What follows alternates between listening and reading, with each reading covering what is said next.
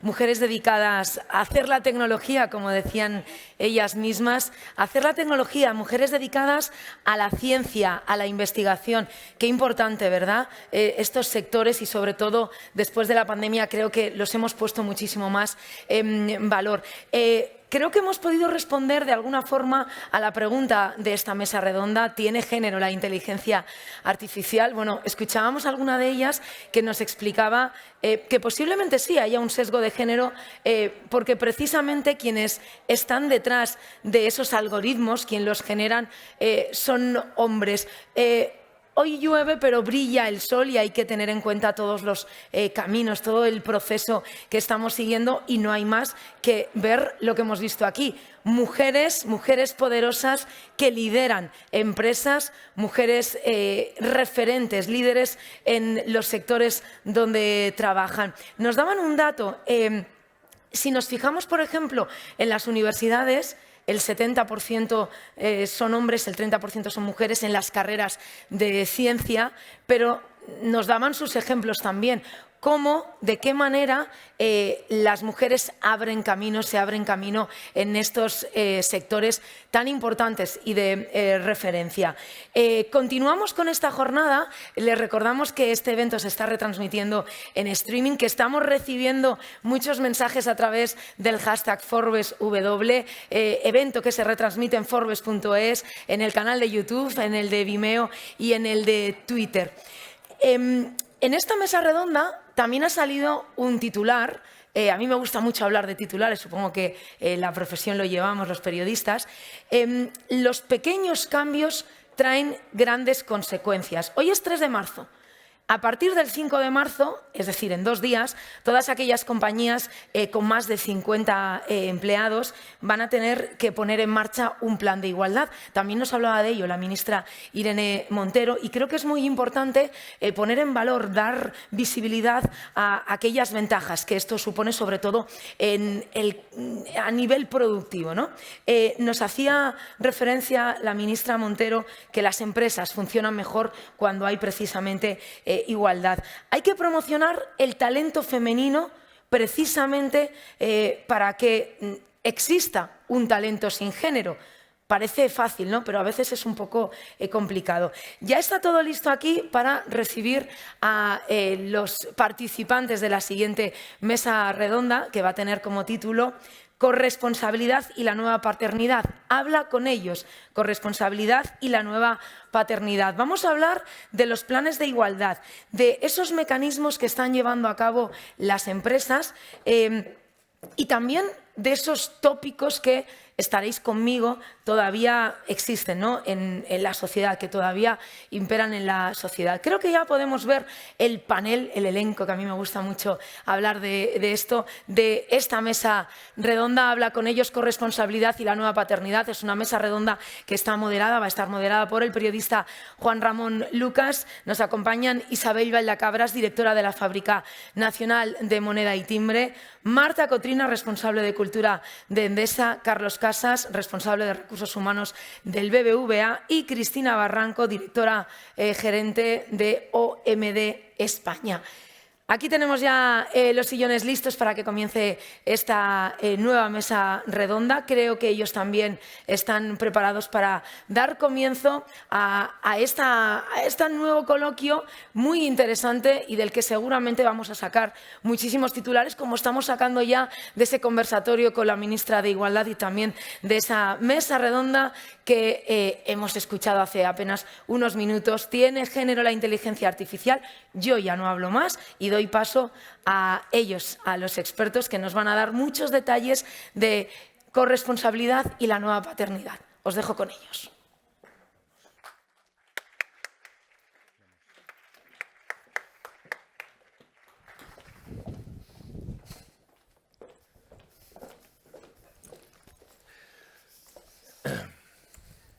¿Qué tal? Buenos días. Bueno, antes de nada, me vais a permitir mis compañeras y compañeros de escenario que agradezca a Forbes que haya contado conmigo para esta mesa en el conversatorio, me encanta el término, por cierto, que habla de algo que para mí tiene una especial relevancia, y seguramente no está tan presente como debiera en el debate social. O quizás sí, pero no seamos conscientes de ellos. Es la conexión entre la empresa y la familia. Y las familias. Entre el hogar y el lugar donde trabajamos. La mesa se titula Habla con ellos, corresponsabilidad y la nueva paternidad. Y yo lo identifico automáticamente, y creo que puede hacerse así en términos objetivos, como diálogo, conciliación y cambio social. Cambio social y cultural. Las personas que están aquí presentes saben de esto, lo trabajan, gestionan el talento, son responsables de planes de igualdad y son también muy conscientes, lo he podido comprobar ahora en una conversación previa que hemos tenido antes de salir, de la necesidad de cambiar algunas cosas y sobre todo de la necesidad de romper una tradición, un problema que es cultural y que probablemente sea mucho más difícil de tomar conciencia de él que la propia realidad de la desigualdad o la brecha salarial. Bien, está con nosotros Marta Cotrina, que es responsable de Cultura de Endesa. Buenos días. ¿Qué tal? A su lado, Isabel Valdecabres Ortiz, que es la directora de la Casa de Papel. Pero la de verdad, es la directora de la Fábrica Nacional de Moneda y Timbre, que es uno de los lugares más fotografiados de Madrid en este momento, por los turistas. Muchas gracias. Podéis imaginar por qué. A su lado está Cristina Barranco, que es Managing Director de OMD España. Cristina. No tan glamuroso como el Isabel, pero bueno. Es la comunicación, es lo que nos mantiene relacionados. Así es. Y aquí a mi izquierda Carlos Casas, que es Global Head of Talent and Culture del BBVA. Carlos. Buenos días, gracias por la invitación. Bueno, con todos ellos vamos a tratar de aproximarnos a una reflexión a la que estáis invitados, aunque luego no habrá turno de preguntas, pero yo creo que vamos a poner sobre la mesa o sobre el escenario algunas cuestiones claves de esa conexión que hablaba, ¿no? El trabajo y las familias. Me gustaría, para empezar, que cada uno de vosotras y cada uno de vosotros me explicara con esa mirada, desde la empresa, desde vuestra empresa, qué se está haciendo. Y empezaría por Isabel Valdecabres. ¿Por qué? Porque no solo porque lo suyo sea una cosa de relevancia internacional gracias a la televisión, sino hablando en serio, tiene una experiencia amplia en gestión de igualdad desde la administración pública y ha llevado a la Fábrica Nacional de Moneda y Timbre, donde ella me decía hace un momento que no hay ventanas por razones de seguridad, pero abre ella las puertas y deja que entre el aire fresco. Ha llevado algún plan de igualdad que me parece particularmente relevante. Me gustaría, y empezaría por ti, Isabel, que nos hablaras cuál es ese plan y cómo se gestiona desde una responsabilidad como la tuya esa necesaria conexión entre la familia y las familias y el trabajo. Muchas gracias. Qué decepción, porque pensaríais que el director de la casa era otro, pero ahora ya, las mujeres no paramos. Bueno, es verdad que en la fábrica, por la envergadura que tiene como empresa, que son 1.300 trabajadores, pues hay un plan de igualdad desde el año 2011, el primero. Hubo un segundo que se demoró en 2018 y ahora acabamos de aprobar con el consenso de la representación de los trabajadores, como no puede ser de otra forma, un tercer plan de igualdad. Eso significa que algunas de las cosas más básicas que se tuvieron que implantar cuando se aprobó la Ley de Igualdad entre mujeres y hombres en el año 2005, pues ya están muy superadas y se ha ido avanzando y se van perfeccionando aspectos de los planes de igualdad que no eran los básicos y primarios. Pero aún así hay tanto trabajo por hacer que en cuanto esté publicado en el BOE, que yo creo que no va a tardar muchos días, nos hemos de poner a trabajar muy firmemente, porque ¿qué es lo que sucede? La presencia de las mujeres en la fábrica es minoritaria, es un 77% de hombres y un 20 y tanto por ciento de mujeres. Pero es que en los puestos de dirección había una brecha importante y en los puestos de responsabilidad. Eso va cambiando. Yo, en el escaso tiempo que llevo 6 meses, he nombrado ya 4 mujeres directivas. No es que me gusten más las mujeres o que tenga ese sesgo porque soy mujer, es porque eran las más cualificadas y además en nuestro plan de igualdad dice que en igualdad de condiciones entra una mujer porque hay una infrarrepresentación y hay que ir compensando la mirada y las formas de trabajar. Y en cuanto a las medidas, en mi empresa, y no es gracias a mí, por eso lo puedo decir, sino porque ya estaba antes que yo llegara, bueno, pues hay una flexibilidad horaria. Eso significa que hombres y mujeres tienen un margen para entrar a trabajar y salir, a hacer las pausas cuando necesitan. Hay medidas de conciliación y de corresponsabilidad, que no es exactamente lo mismo, para poder tener la vida personal. Yo soy firme defensora de que cuando la gente es feliz en su vida personal trabaja mejor y cuando trabaja a gusto y trabaja bien, pues vuelven a casa con mejor estado de ánimo, ¿no? Y como prácticamente toda mi vida profesional, salvo los 2 primeros años, he sido madre, soy consciente de que hay una parcela importantísima de mi vida que seguramente comparten hombres y mujeres también en las suyas, y es que me importa muchísimo la felicidad de los miembros de mi familia y la mía propia, que a veces también pasa por apartarme de ellos y seguir mi camino un buen rato, ¿no? Es decir, no es solamente una cuestión de cuidado de hijos, no es solo una cuestión de ascenso, es una cuestión de cambio de cultura en general y es un proceso muy lento en el que, y silencioso y sin violencia, que es algo que en estos días deberíamos reivindicar. El movimiento de las mujeres es el único movimiento revolución del mundo que no ha sido violento. Y anda que no llevamos tiempo reclamando algo que es justo, ¿no? Bueno, ahora iremos entrando en algunos más de estos detalles. Sí, tengo aquí a mi lado a Carlos Casas, que están en BBVA. Bueno, le voy a preguntar, ya avanzo, que hay planes singulares en este terreno del que nos ocupa hoy aquí, que me parecen especialmente interesantes, que han despertado la atención internacional. Pero antes de entrar en ello, o quizá puedes entrar en ello a partir de ese momento, ¿cuál es esa labor en pro de la igualdad y más aún, insisto, en la conexión para una mejor, yo creo que ahí ganamos todos, como decía Isabel hace un momento, entre el trabajo y la familia, la conciliación o, yo prefiero hablar también en términos de justicia? Pues mira, fíjate, nosotros como banco con más de 160 años de historia, como todos os podéis imaginar, pues un entorno muy tradicional, bastante jerárquico, el sistema financiero, pues un sistema bastante masculino, pues estamos recorriendo un camino espectacular en todo esto, ¿no? Y la verdad es que ahora estamos pues muy orgullosos de ver que, por ejemplo, más del 40, casi un 45% de las promociones a puestos directivos que hacemos en todo el grupo ya son mujeres, cuando antes esto era pues un escaso 15-20%, ¿no? Con lo cual los pasos que estamos dando pues están teniendo mucho impacto, ¿no?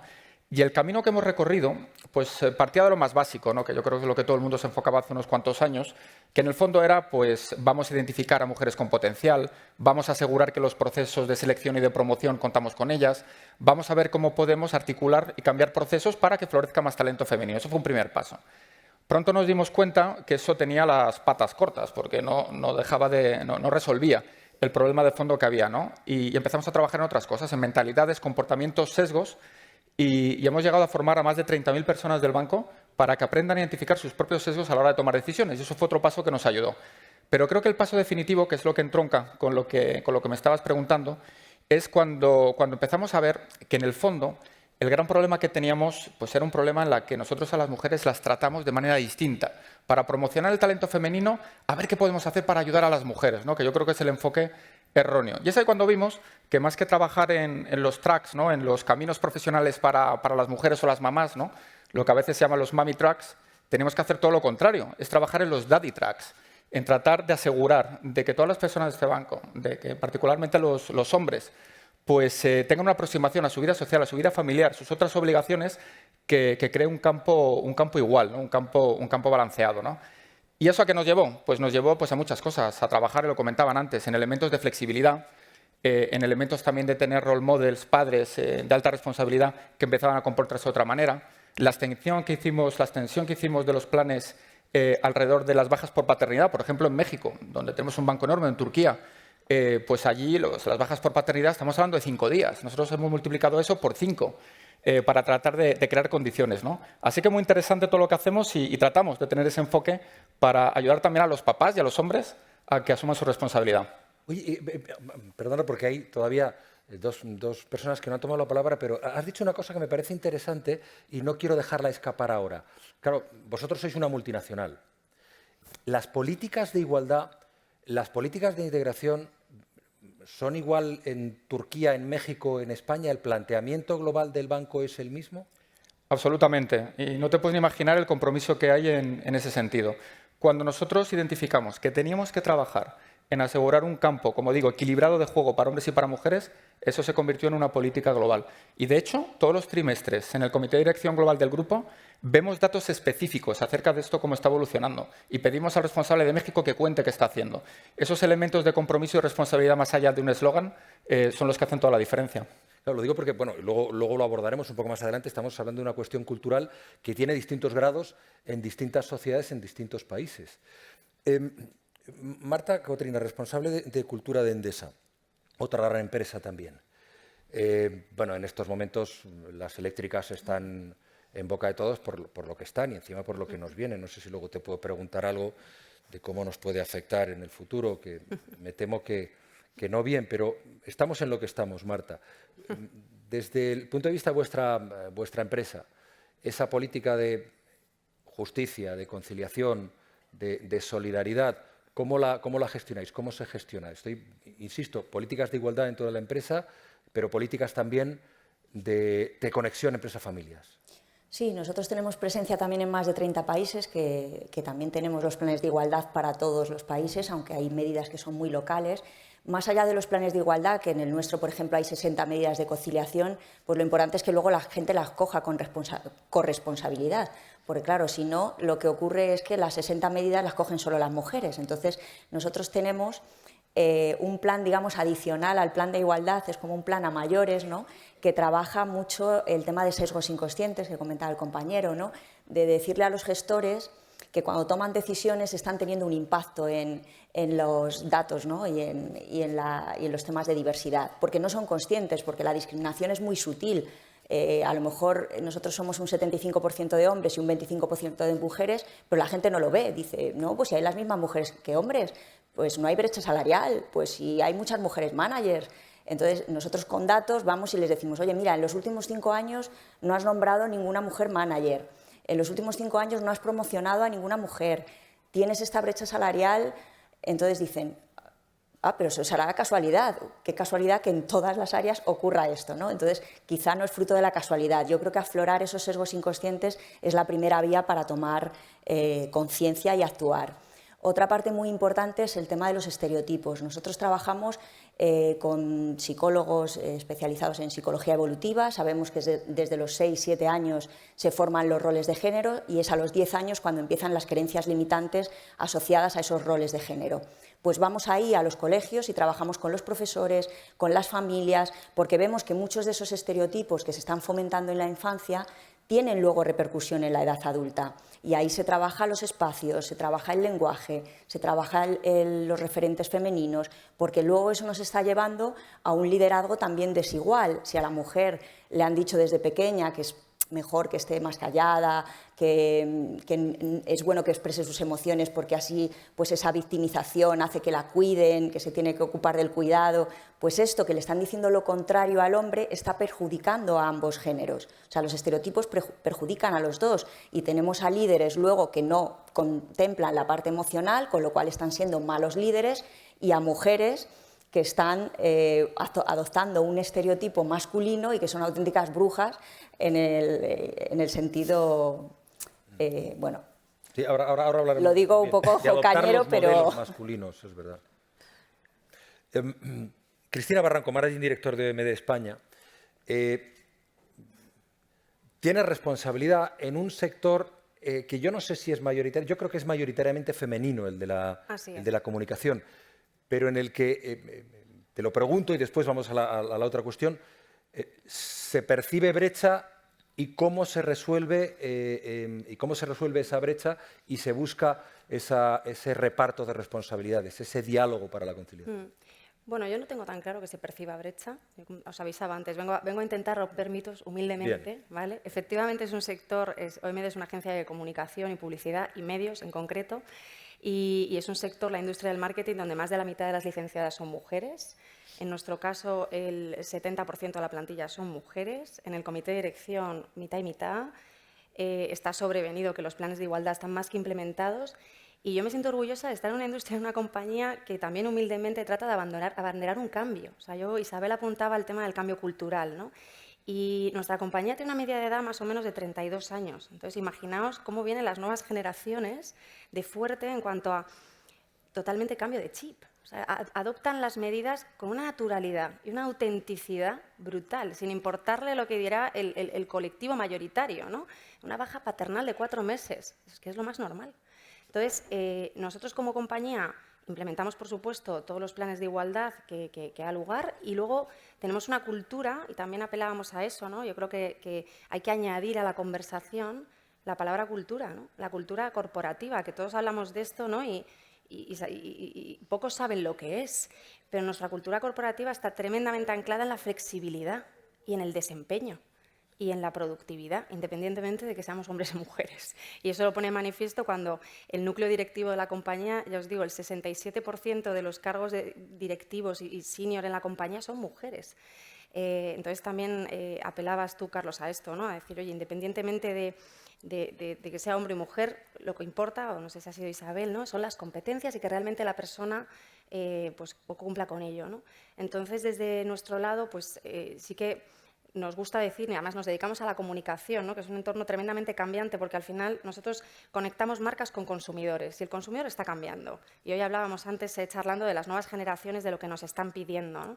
Entonces, en esa voluntad de cambio, desde OMD, lo que tratamos es de abanderarlo también desde este plano y tratarnos de adaptar con total flexibilidad a lo que las nuevas generaciones también y los que vienen detrás, que son nuestro futuro, necesitan, ¿no? Y para eso al final pues también hablaremos luego seguramente de estilos de liderazgo, ¿no? Un liderazgo empático que sepa escuchar qué es lo que necesitan los que vienen detrás y realmente pues implementarlo, ¿no? No hacer la igualdad por la igualdad, ¿no? Sino porque realmente eso tiene un beneficio para ellos y bueno, pues para las compañías después. Pones sobre la mesa unas cuantas cuestiones que me parecen muy importantes, que las tenía yo aquí anotadas, el liderazgo, porque claro, el liderazgo, los modelos de liderazgo, pero sobre lo que estás diciendo, cómo en un sector como la comunicación se innova. Y te hago una pregunta malvada. ¿Tú tienes hijos? Sí. ¿Tus compañeros que tienen hijos tienen la misma disposición y viven la misma realidad en el trabajo que tú? Sí, tienen la misma disposición en el trabajo, no sé... No, me refiero a lo siguiente, por ejemplo. Doméstico. Por ejemplo. A ver, especifica. Por ejemplo, llamada a las 5 de la tarde y bajo al mundo real. Tengo un problema con el niño en el colegio. ¿Un hombre se va con la misma naturalidad y a la misma velocidad que se va una mujer? No, seguramente no. Y ahí está esa parte, ¿no? Es el problema cultural. Seguramente no. Exacto. O sea, estamos preparados culturalmente para esto, ¿no? Eso que digo yo, ¿no? De las nuevas generaciones que nos están enseñando que da igual lo que digan, ¿no? Pero nuestras generaciones no estamos ahí, estamos en el ¿y por qué el tío va a salir a coger ese teléfono si lo normal es que lo haga ella, ¿no? O sea, que realmente en esa parte todavía nos queda mucho recorrido. Isabel decía antes que somos telemadres, ¿no? Muchos años lo hemos sido, sí, porque, y más ahora, el teletrabajo ya todo da igual, ¿no? Estamos en una llamada con el niño y tal, y es verdad que culturalmente todavía nos queda para llegar a ese punto. Es que yo creo que, en efecto, yo no soy ponente, solo expongo una idea, obviamente, soy aquí el moderador, y el moderador tiene que moderar, pero me parece a mí que, estando de acuerdo contigo, porque en el sector que yo estoy también, en los medios de comunicación, existe eso. Sin embargo, y eso conecto un poco con lo que decía la ministra de Igualdad hace un rato, que la desigualdad no es solamente una cuestión de salario, sino de complementos, de horas, del tiempo que uno se pasa y de lo que vale el tiempo de cada uno. Pero creo que hay una cuestión cultural de enorme relevancia que todavía no hemos roto. Es decir, datos, y estos son de la llamada cultura, la economía del cuidado. Es decir, el 67% de la producción no remunerada en España recae en las mujeres. Los hombres destinan 2,5 horas más al día al hogar y a la familia. Es el informe que citaba antes Cristina Villanueva del Observatorio Social de la Caixa. La ministra daba incluso más, daba creo que el doble. Y esto me parece que, sobre todo en este territorio en el que hemos entrado hoy de la conexión tan relevante y tan importante para la realidad de la igualdad e incluso para la mejora de cada una de las empresas, es fundamental, hay que romperlo. Y no sé cómo se hace, francamente. No sé cómo se hace porque va más allá de la empresa. Y me gustaría conocer vuestras reflexiones en voz alta, luego seguimos con los planes concretos, pero ¿cómo podemos tender a romper ese elemento cultural que se nos escapa de la gestión, incluso, no sé si de la gestión política, Isabel, pero se nos escapa, creo yo, de la gestión empresarial? Yo creo que se escapa de todo y hay un problema importante. Hay un antes y un después en la toma de decisiones cuando afecta a la decisión de tener hijos. ¿Por qué las mujeres están retrasando? Porque somos las mujeres las que decidimos en qué momento somos madres. ¿Por qué estamos retrasando o incluso estamos renunciando a la maternidad? Pues lo estamos haciendo porque desde el momento en que se produjo la incorporación de las mujeres al mercado laboral, asumimos esa faceta más la otra íntegramente. Con lo cual, eso era una cosa inasumible. De ahí que se reivindicara la corresponsabilidad, las medidas de conciliación, las guarderías en las empresas, etc. Pero como si fueran ayudas a las mujeres para poder seguir manteniendo nuestro proyecto de vida profesional, además del que igual nos encanta, nos gusta muchísimo, que es el familiar. O a lo mejor decides no tener hijos. Entonces vas a tener la mitad de los problemas que las que sí que hemos decidido tenerlos, porque las horas que invertimos después y la responsabilidad que sentimos por traer hijos al mundo es extraordinaria y es necesario para el futuro de la economía, la sostenibilidad de las pensiones, que tengamos hijos. Entonces, este problema no es un problema de las mujeres, es un problema de todos. Las leyes pueden ayudar, la educación es fundamental. En algunos casos hemos avanzado muchísimo. Y luego hay otra cosa, yo no quiero culpabilizar a las mujeres de no ser coherentes con lo que piensan en la forma en que practican. Es decir, cuando a mí me dice alguien, perdona, me tengo que ir porque tengo a un niño que me ha llamado del cole y está malo, digo, no me pidas perdón. Y una pregunta, ¿tu marido no está? Entiendo. No, es que él como trabaja, digo, vete ya, pero empieza a pensar cómo te organizas en tu vida, porque no puede ser que tu problema recaiga en la productividad de la empresa. No, señor, pero tú tienes que tener la capacidad de decirle a esa persona, vete tranquila, ahora te vas, no hay ningún problema, no pasa nada, y además yo sé que luego te llamo, seguimos la conversación que teníamos y mañana esto estará resuelto, porque la empresa tú tienes una responsabilidad en la empresa, no puedes irte cuando quieres, no puedes dejar el trabajo en equipo y tu parte sin hacer, y eso no puede ser que recaiga en las mujeres. Tienes que ser coherente en tu vida. Y claro, en mi plano personal, yo tengo 3 hijos, pero vengo de una familia de mujeres, tías, hermanas, sobrinas, un matriarcado absoluto. ¿Qué es lo que he intentado? Creo que lo he conseguido. Yo tengo 3 hijos profundamente feministas. Es inconcebible, ni lo hubiera permitido que hubieran hecho ni una broma, ni me hubieran dicho, mamá, que hay de cenar. O sea, desde que han tenido una cierta edad, ¿qué hacemos? ¿Preparamos? ¿Estás muy cansada? ¿Qué tal? ¿Cómo has llevado el día? Esto de que te llame un hijo y te diga ¿qué tal? ¿Cómo has llevado el día? Pues es lo más normal en mi casa. Pero sé que eso es una excepción. Y porque he tenido mucha suerte. Y porque he tenido la capacidad de poder organizar la vida de forma que eso sea así. Pero no tendría ninguna excusa ni perdón si además de haber logrado el proyecto de vida profesional y personal que he querido, no hubiera contribuido a la siguiente generación, a ayudar a las mujeres que van detrás, a enseñar a los hombres que van detrás a que eso tiene que ser de otra manera. No puede ser que nos volvamos locas por intentar llegar a todo, ser brillantes, estar guapísimas, porque además eso es otro rol que te cae encima tenemos que estar estupendas, y educar y ser simpáticas, tener una conversación inteligente y siempre de buen humor. O sea, es que llegas muerto. Hay épocas de mi vida que yo recuerdo estar en el coche, decir, por favor, que haya bañado alguien a los niños, no entro porque no puedo más. No puedo más. Y me quedaba en el coche escondida, digo, no me habrán oído. O sea, de verdad, un sentido de la culpa extraordinario. Eso no puede ser, en eso no podemos ir solas. Esto tiene que ser una cosa de todos, porque además, qué divertido es cuando te sientas a cenar de buen humor con tu pareja, la que sea, hombre o mujer, niños o no niños, y estás riéndote, porque es mucho más agradable todo. Entre todos se puede hacer. Y luego tampoco hace falta que exageremos. Mi madre, el día que no teníamos natillas, arroz con leche o flanes, sufría profundamente. Y tenía 5 hijos y era ama de casa. Yo ya les he dicho, pues mira, esto de cocinar, lo mismo pedimos un globo o yo qué sé qué, porque, ¿sabes? No estoy para esto y no pasa nada. Los hijos son profundamente felices si ven a sus padres felices también, y eso es importante también. Bueno, Isabel, pero está genial, pero creo que a nosotras nos hace falta también autocompasión. Mucha. Porque también, y ahí es algo que tenemos que mirarnos un poco, siendo autocrítica, somos tremendamente exigentes, las mujeres con nosotras. Todo lo que acabas de verbalizar, tal cual, es así, pero porque nosotras mismas a veces también nos lo cargamos a las espaldas y en esa parte de corresponsabilidad, ¿no?, que decimos, la igualdad para mí es la corresponsabilidad y no tanto, no solo con los hijos, porque efectivamente la vida son elecciones, hay quien no quiere tener hijos, es conciliar con tu vida, ¿no? Y en esa corresponsabilidad estamos nosotras preparadas para delegar ciertas cosas y a la vez también están ellos preparados para asumirlas, ¿no? O sea, son preguntas que nos tenemos que hacer ambos para tratar de seguir abanderando ese cambio, ¿no? A pesar de que estoy totalmente de acuerdo con lo que has comentado, pero siendo autocrítico tenemos que también autocompadecernos. No, absolutamente. Eso digo, que no se puede victimizar a las mujeres de que no haya cambios sociales. Vamos, encima ya esto, ¿no? Es como lo de si te pegan es porque te dejas. Pero lo que estáis diciendo, que es revelador y yo creo que conecta con los que nos están viendo desde donde sea y quienes están aquí, es una realidad que todos comentamos en privado, pero que probablemente hemos asimilado como normal. Y esa es una brecha, esa es la brecha cultural de la que hablaba antes. Yo, mira, y además voy a decirlo, probablemente no interese mucho, pero quiero, ya que has hecho tú esa referencia, yo quiero hacer, mi madre, que es una señora mucho mayor que tú, tiene 86 años. Gracias. Te lleva 2.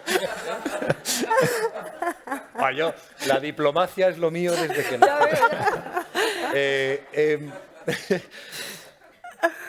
a mi hermano y a mí, cuando los demás amigos nuestros nos llamaban para salir a jugar, decía, bueno, un momento, cuando hayáis hecho las camas, hayáis limpiado, hayáis recogido la mesa y los fines de semana la tortura de limpiar las puertas y limpiar la casa. Limpiar las puertas, yo esto es una fijación que tengo, algún día algún analista me lo tendrá que ver, porque era un sufrimiento de los fines. Pero yo creo que eso, mi madre es una señora mayor, que tiene, pues, es una asturiana hija de un carpintero, es decir, no tenía, y no tiene una especial cultura, pero sí tenía una conciencia. Y voy al elemento cultural, porque lo pongo sobre la mesa, aparte de pues, acordarme de ella y homenajearla en público, porque es esa cuestión cultural que todavía tenemos que romper. Esa cuestión que seguramente nos tiene aquí, y a lo mejor ninguno de nosotros había pensado que terminaríamos hablando en estos términos, ¿no? Pero que está ahí, porque, insisto, está en las conversaciones privadas, no está regulada, porque no se puede regular, porque es un comportamiento, pero sí es cuestión de educación, de cambiar los roles y de lo que podamos hacer desde las empresas, o fíjate, con más responsabilidades de los medios de comunicación, es tratar de que esos comportamientos se modifiquen. Y eso nos lleva a lo que hablábamos antes de los modelos. A ver, es muy frecuente que cuando una mujer llega a una empresa, pues adopte el rol, lo hablábamos antes, machista, porque es su forma de sobrevivir, no machista, perdón, el rol del hombre porque es la forma de sobrevivir. Y luego está, en el otro lado, el desconcierto de los hombres que asumen o que queremos asumir la paternidad, que no tenemos modelos tampoco. Entonces, nos fijamos en un modelo que es un modelo de mujer. Y aquí hay algo que no encaja, porque eso no termina de resolverse bien. No sé si me queréis... Pues mira, sobre este tema, es exactamente como comentas, ¿no? Y yo creo que tenemos un rol en las empresas muy importante también de empujar en ese cambio social, ¿no? Claro. Porque a veces tenemos la tentación de decir, no, nosotros gestionamos, pues en nuestro caso, los 115.000 empleados que yo tengo por todo el mundo en su vida personal, que hagan lo que sea, ¿no? Y te das cuenta que eso pues se queda muy corto, ¿no? Y te es muy difícil hacer un cambio relevante, ¿no? Y de hecho, seguro que muchos de los que estáis aquí habéis oído hablar del servicio de estudios de BBVA, que siempre que se habla de la inflación, del crecimiento del PIB, del servicio de estudios, ¿no? Pues nosotros le echamos mano a este servicio de estudios pues para pedirle que nos hiciera un análisis de comportamientos reales en el mundo de la empresa y qué estaba ocurriendo con los hombres y las mujeres en sus itinerarios profesionales, ¿no? Y con más de 20.000 mujeres que estuvimos analizando vimos que las carreras profesionales eran bastante similares hasta el momento de la maternidad. Hasta el momento de la maternidad. Y era ahí donde se generaban todas las brechas de promoción, obviamente las brechas salariales y demás, ¿no? Entonces, seguimos tirando un poquito del hilo y empezamos a ver qué comportamientos había detrás y miramos más datos y más analítica. Nos encontramos con que las mujeres entraban bastante antes a trabajar, hacían horarios de comidas más cortos y se marchaban antes a casa. Es decir, el modelo productivo que todos querríamos. Sin embargo, nuestra cultura, que es un poco tu comentario de antes, ¿no? La cultura de las empresas nos llevaba a lo que primábamos era al hombre que llegaría un poco más tarde, que hacía comidas de 2 horas y pico y que se iba a casa a las 9. Probablemente a las 9, pues para no tener lío en casa con los niños y demás, ¿no? todo lo contrario de lo que queríamos en términos de productividad. Y la cultura que teníamos era de premiar y promocionar a aquella persona que se iba a las 9 porque se iba muy tarde y lo daba todo por la empresa, ¿no? Entonces, bueno, pues ¿qué hicimos? Y esto es un camino que no lo hemos arreglado, estamos trabajando en ello y seguro que tenemos mucho que aprender, ¿no? Pero lanzamos un programa que el nombre le pusimos en inglés pues porque era para todo el mundo, para nuestro negocio en Estados Unidos, en Turquía, en otras partes, que se llama Work Better, Enjoy Life. Y lo del Enjoy Life era muy importante, conéctalo con lo que decía la ministra de Igualdad antes, ¿no? Que al final lo que queremos era trabajar mejor y reconocer culturalmente que está bien que tú salgas pronto del trabajo si lo has hecho en condiciones, que está fenomenal que tú compartas y que asumas responsabilidades en casa, tu propio ocio, ¿no? Y sobre todo con modelos de familia que son distintas a las que había antes. Ya no es la familia típica de hombre, mujer y los niños. Nos encontramos con casos muy distintos, ¿no? Y eso nos ha permitido empezar a cambiar culturalmente todos estos sesgos, ¿no? Y un ejemplo muy concreto, pues nuestro presidente en Colombia pues ha sido el primero que ha levantado la mano y ha dicho, oye, acabo de tener un hijo, yo me voy X meses de baja por paternidad porque lo mejor que puedo hacer es estar con mi familia, con mi mujer y con mis niños. Y eso es lo que ha hecho. Entonces, poco a poco, yo creo que estos cambios en la cultura, cambios en la manera en la que trabajamos, en los mensajes que damos, yo creo que hacen muchísima diferencia. ¿Reconocéis vosotras ese modelo de imitar, puesto que no hay... A veces podemos encontrar el modelo del hombre a la hora de ocupar y seguir subiendo en cargos de responsabilidad? Sí, nosotros claramente trabajamos en el modelo de liderazgo, como decía antes, un poco desmontando estereotipos para que haya un liderazgo sin género, ¿no? Lo que me refería antes, ¿no? Cuando digo la mujer adopta un rol muy masculino porque es el que ha visto, ¿no? Es el referente que ha tenido. Pero lo peor de todo es que al hombre se le premia por tener ese rol masculino de líder y a la mujer se le está percibiendo, como decía antes, como bruja. O sea, se la está penalizando por adoptar el rol masculino. ¿Por qué? Porque hay una disonancia, ¿no? Entre lo que se espera, cómo se comporte la mujer y cómo realmente se está comportando, con lo cual ahí los dos géneros tienen las de perder, ¿no? Porque esperamos que se comporten de otra manera, ¿no? Ahora que estamos yendo a un liderazgo más amable, pues realmente hay líderes que han sido pues muy racionales, muy de tomar decisiones, de adoptar riesgos, pues que están viendo que esa parte emocional, pues estamos haciendo cosas también de comportamientos muy sencillitos. Siéntate con tu gente y pregúntales qué tal están. Y dice, ¿pero para qué? Pues hombre, pues para tener empatía, para generar vínculo. No, yo me siento y hablo de trabajo, ¿no? Entonces llegamos a límites, ¿no? Pues de gente que con poca inteligencia emocional porque no lo han aprendido desde pequeño. Y otra cosa que yo creo que también es importante es el empoderamiento de las mujeres, pero que nos lo tenemos que crear de verdad. O sea, vivimos a veces en un victimismo de tengo que llegar a todo, ¿no? Como tú decías y demás, pero que luego nos sentamos a negociar y no negociamos nuestro salario o no entramos nunca a pedir una revisión salarial. Yo he estado muchos años de responsable de selección y digo, ¿y por qué hay brecha salarial? Y me decía el gestor, no, es que la mujer no ha pedido la paga de eficiencia de no sé qué, me la ha pedido el hombre. Digo, hombre, pero aunque no la haya pedido, habrá que dársela a los dos, ¿no? Que esto está en el convenio. Entonces, como no la ha pedido, entonces dices, joder, tienes también que empoderarte y decir, oye, luchar y pedir lo que es mío y pedir una promoción. El hombre, por ejemplo, yo me he encontrado que se presenta una vacante cuando cumple el 10% de la vacante. Y la mujer cumple el 80 o el 90% y dicen, no, pero es que me falta el máster de no sé qué. Hombre, pero vende lo que tienes, no lo que te falta. Entonces, ese empoderamiento, no quiero decir que todo esté en manos de las mujeres, pero que sí que hay una parte que creo que podemos hacer más de lo que hacemos para cambiar también la cultura, ¿no? ¿Tendrá que ver esa mayor capacitación o ese mayor compromiso con las cosas con el hecho de que siempre se le exige más, siempre se os exige más? Hombre, lo que comentaba ella antes es que es clave. Ahora lo ves también en las series de televisión. Las madres tienen 35 años y son madres de hijos de 25. Dices, ¿no ves que no? Y entonces dices, joder, qué vieja estoy. No, es que no es real lo que te están poniendo, ¿no? Entonces, es que tenemos una sobreexigencia en muchos ámbitos, no solo en la imagen, ¿no? Sino también, pero es una autoexigencia que también nos ponemos nosotras a nosotras mismas y que podíamos intentar romper. Nosotros hemos hecho muchos planes de empoderamiento con coaching femenino y al final las mujeres te dicen, no, si yo, es una elección, a mí no me... Qué casualidad que todas elegimos cuidar de los hijos, ir al médico, hacer la comida, estar guapa. Qué casualidad, yo no creo en esas casualidades. Yo creo que hay un elemento cultural que tenemos que romper y que ni siquiera las mujeres estamos viendo. Claro, y ahí la responsabilidad es, apuntas a la responsabilidad de las mujeres, es de las empresas, es de la administración, es de la sociedad, el cambio donde tiene que empezar.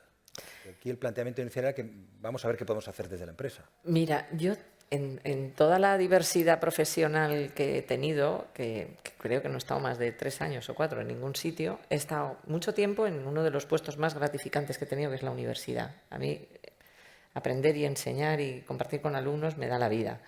Y luego otro tercio de mi vida en la administración y otro tercio de magistrada. Soy magistrada de Derecho Penal. Y es una disciplina a la que le tengo mucho miedo, porque ni me gusta juzgar, me he equivocado, ni me gusta condenar, menos aún. Es decir, siempre encuentro una justificación o una explicación, como mínimo, a algo que ha ocurrido, ¿no? Pero es cierto que lo aplico mecánicamente, con naturalidad, como lo hacemos los magistrados en sala, ¿no? Quiere decir que estudias, miras la ley, esto a esto le corresponde esto y ya está, como si fuéramos máquinas de inteligencia artificial prácticamente. Bueno, hay maneras y maneras de juzgar también, pero sí que tengo claro que la gente, una parte muy pequeña de su vida, viene condicionada en la toma de decisiones por algo voluntario. Es decir, si no corremos más en el coche, es porque hay un radar y hay un miedo a una sanción, y hay una multa y hay unas normas que regulan. Sin normas que regularan nuestra convivencia, esto sería la selva, y esto es un avance de la civilización. Normas que en algunos casos simplemente te orientan y en otros casos te amenazan con una sanción cuando no cumples las normas, porque los demás también tienen derecho a vivir en una zona de confort y tranquilidad donde todos cumplimos. ¿Qué es lo que sucede aquí? Algunas de las medidas que se han establecido legalmente son profundamente criticadas. Por ejemplo, las cuotas en la presencia de mujeres en los puestos de responsabilidad política. Si no existieran esas cuotas, como partimos de una situación de desigualdad, pues seguiríamos siempre en la desigualdad. Y las mujeres reivindicamos, no, perdona, no estoy por cuota, estoy porque valgo. Yo siempre pregunto a los hombres, ¿y los que están? ¿Es porque valen? ¿Se supone o es porque son cuota? No, la cuota lo único que hace es promocionar que la valía tenga presencia, porque si no, no tendría. Por alguna razón extraña, qué casualidad, nunca llegan las mujeres. Y, hombre, en algunas profesiones no había mujeres hace 20 años, pero en la mía, que somos el 70% en la última promoción de judicatura, vete a los puestos de responsabilidad y a ver por qué no llegan las mujeres. No es porque no quieren, es porque no creen que puedan llegar, ni van a ser elegidas, ni van a poder compatibilizar su vida personal, que es súper importante, con eso, y entonces las normas tienen que estar para cambiarlo todo. Para cambiarlo todo y cambiar la cultura. Hoy en día, ¿qué empresa no está hoy en día esta semana con actos sobre las mujeres? Echa la vista atrás 30 años. A mí me despidieron de la universidad cuando me quedé embarazada de mi tercer hijo. Esto es impensable hoy en día y me lo tuve que tragar con patatas. Y por supuesto lo de eres rubita y eso que va a ir muy bien para ti, me lo he tenido que tragar y hacerme la tonta y ser invisible en lo posible para que nunca se pensara que era por nada que no fuera mi capacidad de esfuerzo, mi dedicación y mi todo. Y cuando he llegado a cualquier trabajo siempre he pensado, ¿lo sabré hacer bien? ¿Podré hacerlo? Pero claro, como vengo de una familia de 5 y desde que tengo 8 años he ido sola por la vida cogiendo autobuses y haciéndolo todo, he dicho, mira, yo me lanzo, si no ya me tirarán. Pues no me han tirado nunca, salvo esa vez por quedarme embarazada. No es motivo. Y luego también vas trabajando con tus compañeros con buen humor. Les puedes hacer saber que algo te ha sentado mal. Les puedes decir que las cosas no son así, que el modelo ese que creen tan consolidado, hombres o mujeres, pues no es así y hay otras ventajas en otros alternativos. Y practicar con tu propia vida, vivir como piensas. Eso es una felicidad. Y cuando van pasando los años, casi que ya tengo los 86, más todavía. Eso que conste que lo he dicho para poner en valor mi madre, que es una señora muy mayor y que ya cuando era más joven de lo que yo soy ahora, estaba en eso. Ya no lo arreglas, ¿eh? Ya no lo arreglas. No, ya no tiene arreglo posible y esto quedará para siempre como una mancha en mi... de eso nada. Porque ha sido muy poco pertinente. No, oye, Carlos, tú trabajas con el talento. ¿Es difícil, es más difícil de detectar, precisamente por esto que estamos hablando, el talento en las mujeres que en los hombres? Pues mira, yo creo que cada vez menos, porque al final todo depende mucho de la cultura de empresa que tú tengas, ¿no? Y dicho al final, pues es una cultura de empresa y una manera de trabajar que lo que prima son los resultados y lo que prima pues es la productividad. Lo digo porque, claro, voy un poco más allá. Los bancos, luego te iba a preguntar, lo medís todo.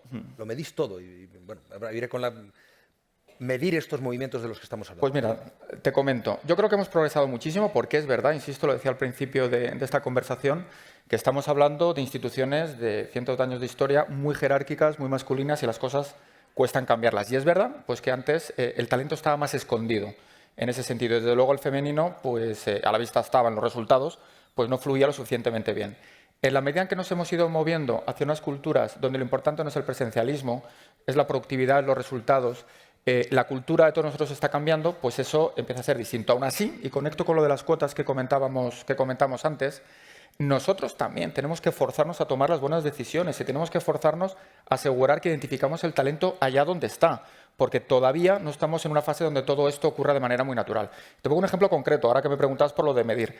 En vez de poner nosotros una cuota de queremos un 40% de mujeres en puestos directivos para el año no sé qué, eso no lo hemos hecho, pero hemos hecho algo que creo que nos está funcionando muy bien. Nos hemos cogido todo el banco, los 115.000 empleados, hemos puesto una pirámide por rangos, si quieres, de responsabilidad, 6, 7, 8 rangos, y hemos visto cuántos hombres y cuántas mujeres hay. ¿Qué ocurre? Tú te vas a la base y tenemos un 53% de mujeres, un 47% de hombres. ¿Ves las promociones que ocurren en el año? Y como el talento está homogéneamente distribuido, esperaríamos encontrar un 53% de promociones de mujeres, un 47%, pues ya no es así. Ya empieza a haber más promociones de hombres que promociones de mujeres proporcionalmente. Y según avanzas en la pirámide, ese efecto todavía es peor.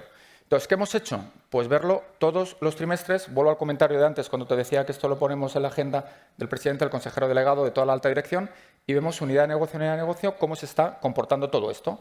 Y tiramos de las orejas a aquellos cuando vemos que hay desequilibrios claros. Entonces, bueno, ¿es forzar las cosas? Sí, es forzar las cosas, pero es que si no lo haces, pues es bastante difícil que las cosas por sí solas ocurran. ¿A qué nos ayuda esto? Pues a lo que me preguntabas antes, nos ponemos las pilas, empezamos a ver cómo detectamos ese talento, cómo podemos quitar sesgos de nuestros procesos, cómo podemos trabajar mejor. Cristina, hablábamos antes de que te hiciera esa pregunta malévola de la maternidad, de que es verdad, el sector de la comunicación es un sector que quizá pudiera exportar formas de hacer. ¿Podemos hablar de eso, de cómo os organizáis vosotros en la empresa? ¿En qué medida se piensa o se trabaja directamente por esta conciliación? Que vuelvo a insistir en términos de justicia. ¿Qué podíamos enseñar o qué se podría enseñar o exportar desde ese sector a la hora de organizar el trabajo, que creo que es también, y se ha puesto sobre la mesa en este debate, un elemento importante a la hora de tener una conexión sana entre la familia y el trabajo? Bueno, yo creo que puede haber cosas, y no hacemos todo perfecto ni muchísimo menos, pero la primera de ellas yo creo que una mentalidad flexible, absolutamente. ¿Por qué? Mentalidad flexible. Sí, mentalidad flexible en el estilo de liderazgo, en entender que la flexibilidad, y creo que la pandemia en eso nos ha traído a todos una aceleración de este concepto, donde antes hacíamos tímidos intentos de teletrabajo y de un día para otro nos tuvimos que ir todos a casa, y ha puesto de manifiesto que somos capaces, pero esa mentalidad flexible en la manera en que lideramos la compañía y cómo eso baja hacia abajo y lo hacemos real, yo creo que eso es fundamental. Nosotros lo hacemos porque además de ser una compañía de comunicación, trabajamos en servicios. Nosotros nos debemos a los clientes para los que trabajamos. Y esa flexibilidad nos la llevamos a el espejo del cliente, qué es lo que necesita, y nos adaptamos de la manera más rápida y ágil posible, ¿no? Y no es fácil, no es fácil llevar esto a cabo, porque sobre todo cuando la compañía tiene el orden de magnitud de nuestras compañías, ¿no? Y OMD no es tan grande como BBVA, pero ya tiene un tamaño. Es complicado llevarlo a la práctica y por eso estoy de acuerdo con mis compañeros en que efectivamente hay que poner normas, ¿no? Y hay que poner orden. Pero además hay que añadir para mí la actitud, ¿no? Yo siempre digo que es muy importante, más allá de la aptitud, tener una actitud y un estilo de liderazgo y que eso además baje hacia abajo la compañía, que realmente sea verdad esa flexibilidad, ¿no? Y que sea verdad que si un día una persona tiene una cita médica o lo que sea, bueno, pues esto se recupera tranquilamente, ¿no? En teletrabajo o lo que sea, de otra manera, ¿no? Yo creo que esta es una, ¿no? La parte más de flexibilidad y agilidad a la hora de operar.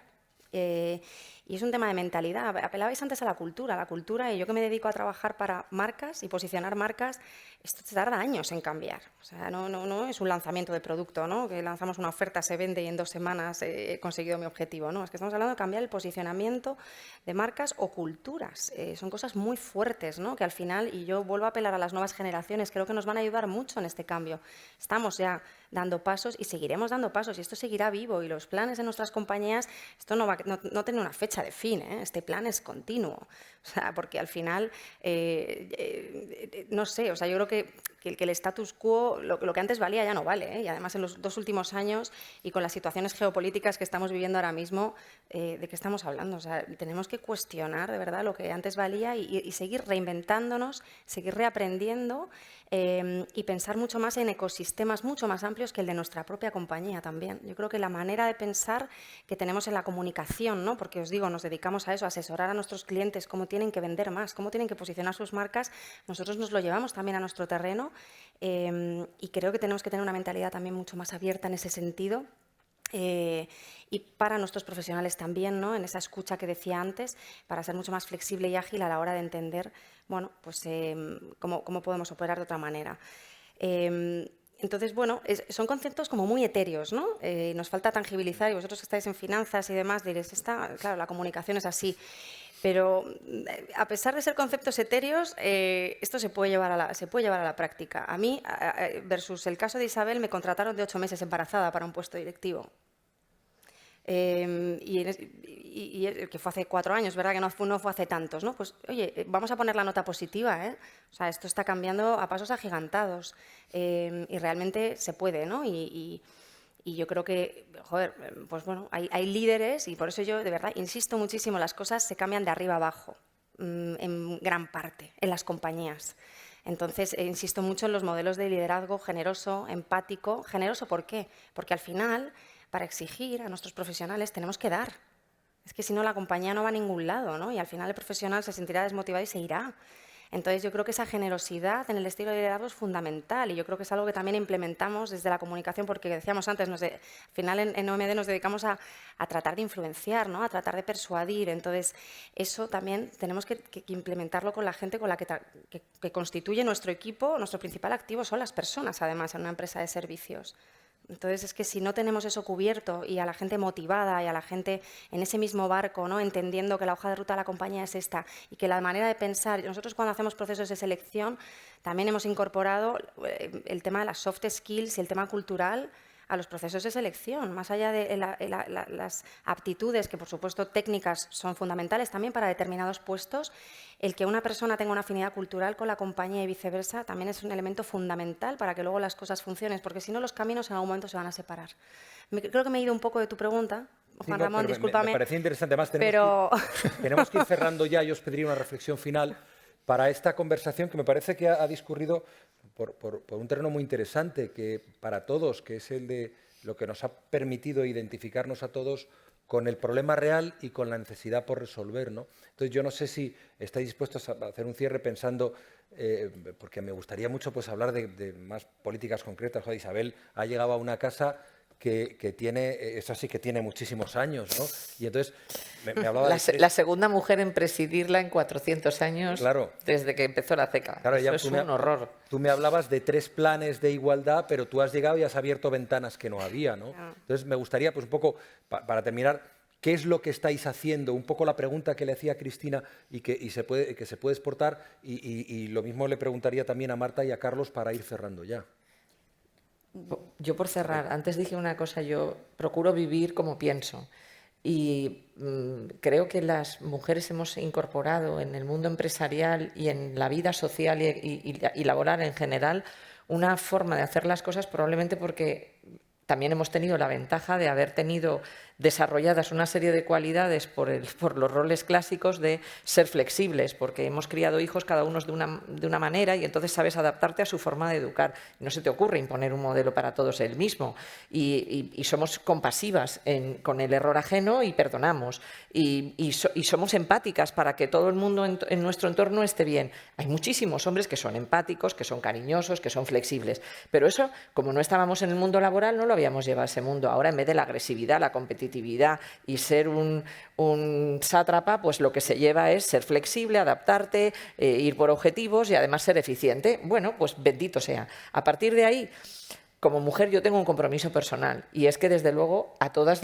las personas con las que voy a ir a trabajar voy a tratar de aplicarles esa forma de pensar, ayudar a las mujeres que van detrás de mí, y una de las cosas que más me ha emocionado en el momento de llegar a esta empresa fue en la primera charla que tuve con los 40 directivos de mi compañía, decirles: yo no vengo a ser disruptiva, no vengo a inventar nada, yo vengo a acompañaros en el proceso que habéis iniciado de modernizar esta compañía, estoy rodeada de los mejores, allí que vamos, y yo soy una más, me tenéis para lo que queráis. Y se acercó una y me dijo: me jubilo en marzo.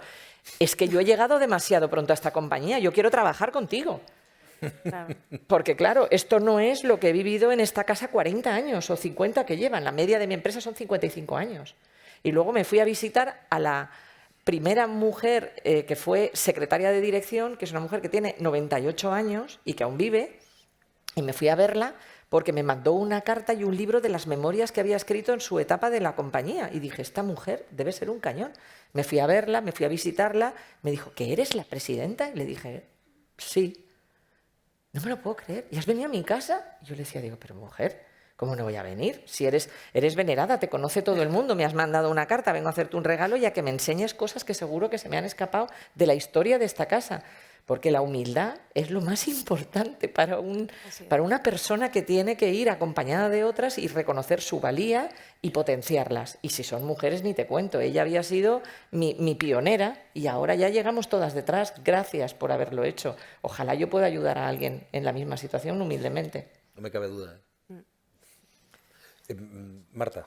Bueno, nosotros en Endesa ponemos a las personas en el centro, pero de verdad, o sea, no tenemos esta visión paternalista, como preguntabas antes, ¿no? de identificar el talento. No, nosotros ya no identificamos talento. La gente hace su carrera profesional, su autodesarrollo, hace los cursos que quiere, cambia de trabajo, o si quiere se va al extranjero a estudiar, o define un poco su camino, ¿no? Ya no es la empresa que va identificando los mejores. Si tú eres el mejor o quieres hacer algo, levantas la mano, lo haces y pides esta formación y te vas por este camino, ¿no? Entonces yo creo que ese empoderamiento a las personas es posible, pues, para todo el cambio que tenemos ahora. Tenemos una transición energética, hemos cerrado todas las centrales de carbón, ahora somos renovables, pero son las personas las que se están yendo de Ponferrada al parque eólico de Ferrol, ¿vale? Entonces son ellos los que están haciendo el cambio. Entonces creo que a veces somos demasiado paternalistas, ¿no? con esto.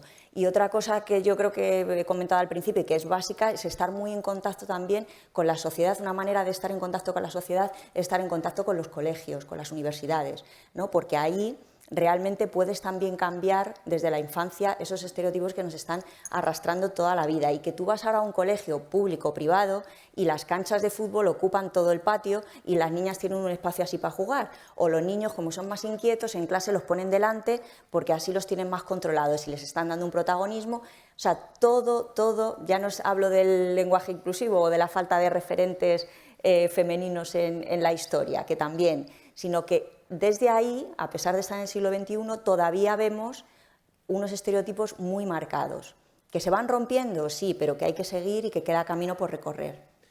Carlos.